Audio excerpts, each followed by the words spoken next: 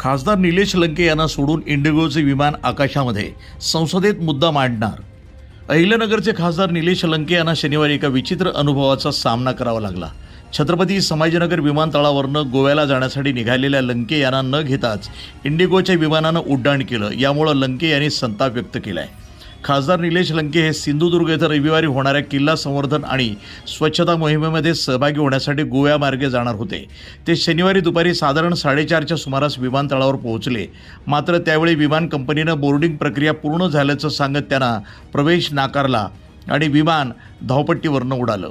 या घटनेनंतर खासदार लंके यांनी विमान कंपनीच्या कारभारावर तीव्र संताप व्यक्त केला. लंके यांच्या मते ते विमानतळावर वेळेत हजर होते, तरीही विमान वेळेआधीच निघालं.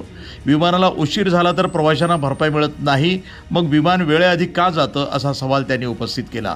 ही केवळ माझी अडचण नसून सामान्य प्रवाशांची लूट आहे.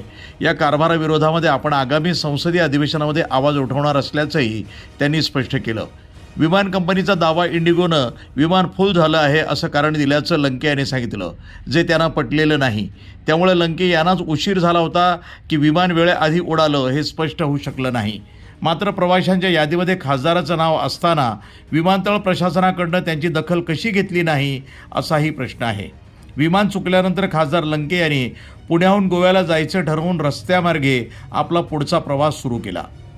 वृत्तसंपादन विभाग, न्यूज टुडे 24, अहिल्यानगर.